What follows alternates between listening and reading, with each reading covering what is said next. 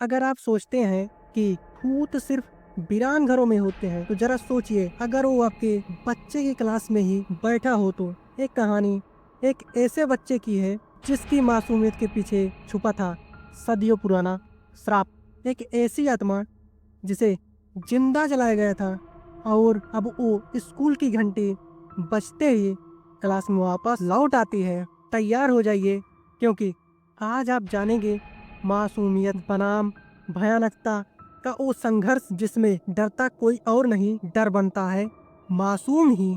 आरो एक मासूम या एक रहस्य। शिवपुरा गांव एक पुराना पहाड़ी इलाका जहां सिर्फ दो चीजें थी, शांति और कहानियां। गांव का एक लौता स्कूल 50 साल पुराना, लकड़ी की पुरानी बेंचें, टूटी खिड़कियां और पीछे एक घिरी हुई दीवार जिसके पार जाना मना था। आरो कक्षा 4 का छात्र, 9 साल का, बिल्कुल शांत, बेहद अनुशासित, पर उसकी आंखें वैसी नहीं थी जैसी बच्चों की होती है। उसमें चमक नहीं बल्कि एक सन्नाटा था। उसके सहपाठी उससे डरते थे, कहते थे आरव बोलता नहीं, बस घूरता है। किसी बच्चे ने मजाक में कहा, उसकी आंखों में देखो, लगता है जैसे वो टीचर की छुट्टी नहीं, जिंदगी की छुट्टी चाहता है। एक दिन स्कूल की पिछली दीवार के पास खेलते हुए आरव को कुछ मिला। एक पुराना जला हुआ लकड़ी का लटकन जिस पर लिखा था, आग में जो सुलगेगा वो राख नहीं बनते, वो लौटते हैं। उसी रात आरव को तेज बुखार आया। उसने नींद में बड़बड़ाया, मुझे वापस जाना है, मेरी क्लास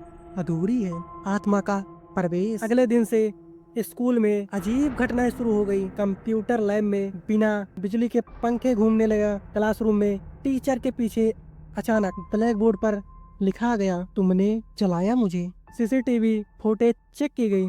रात को 2:13 पर क्लासरूम की लाइट अपने आप जलती है और एक परछाई धीरे धीरे ब्लैक बोर्ड पर लिखती है। और तब आरव स्कूल आया, पर अब वो आरव नहीं था। अब वो अकेले में बैठकर बड़बड़ाता, रोल नंबर 17 कहाँ है, मैं पूरी क्लास नहीं छोड़ सकती।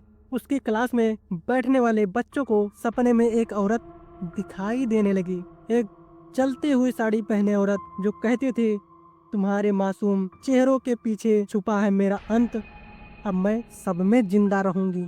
एक दिन क्लास में अचानक एक बच्ची बेहोश हो गई। उसकी आंखों से खून बह रहा था और वो चिल्ला रही थी, आरो अब यही नहीं, वो किसी और के अंदर है। 1889 की डायरी और सच्चाई की कब्र। प्रधानाचार्य ने स्कूल की पुरानी फाइलें खंगालनी शुरू की। 1889 की एक घटना मिली। रमा नाम की एक टीचर जिस पर गांव वालों ने काला जादू और बच्चों पर जादू टोना करने का आरोप लगाया था। भीड़ ने उसे स्कूल के उसी पिछली दीवार के बांधकर जिंदा जला दिया था। उसकी आखिरी चिट्ठी में लिखा था, मेरे सपनों के बच्चे मुझे डायन कह रहे हैं। ठीक है, अब मैं उस मासूमियत की आत्मा बनूंगी जिसे तुमने जलाया है। आरव उसी दिन पैदा हुआ था जिस दिन रमा की मौत हुई थी। 21 जून 1989। गांव का एक पुराना तांत्रिक सामने आया। उसने बताया, वो आत्मा अब शरीर नहीं तलाश रही, वो अब मासूमियत को अपना शरीर बना चुकी है। आरव सिर्फ पहला जरिया था, अब स्कूल का हर बच्चा उसकी अगली कक्षा है। गांव वालों ने मिलकर हवन करा, तांत्रिक ने तंत्र विद्या की, पर जैसे ही मंत्र पूरे हुए स्कूल की दीवारें कांपने लगी, लाइटें बंद, दरवाजे खुद ब खुद लॉक, और फिर एक तेज चीख, एक नहीं 100 चीखे। हर बच्चा बेहोश हो गया, बस एक को छोड़कर। आरो आरो अब सीधा खड़ा था। उसकी आवाज गूंज रही थी, मुझे कोई नहीं जला सकता, मैं अब हर जगह हूँ। ये स्कूल अब मेरी कर्म भूमि है। गांव वालों ने मजबूरी में स्कूल बंद कर दिया। आज भी उस स्कूल के पास से गुजरने पर बच्चों के गाने नहीं, जलती औरत की चीखें सुनाई देती हैं। हमने एक औरत को सिर्फ अफवाहों के आधार पर जला दिया, और आज वो आत्मा हमारी सबसे पवित्र चीज, बच्चों की मासूमियत को अपने अंदर भर रही है। स्कूल के सबक सिर्फ किताबों में नहीं मिलते, कुछ सबक आत्माएं पढ़ाती हैं, दर्द से, आग से और इंतजार से।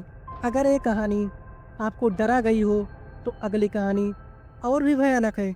कुलदरा गांव का सांप, जहां पूरा गांव एक ही रात में गायब हो गया था और आज तक कोई नहीं जान पाया वो लोग कहाँ गए। वीडियो डिस्क्रिप्शन में लिंक है, क्लिक कीजिए और डर के दरवाजे खोलते रहिए। चैनल को सब्सक्राइब जरूर कीजिए क्योंकि ये तो बस शुरुआत है।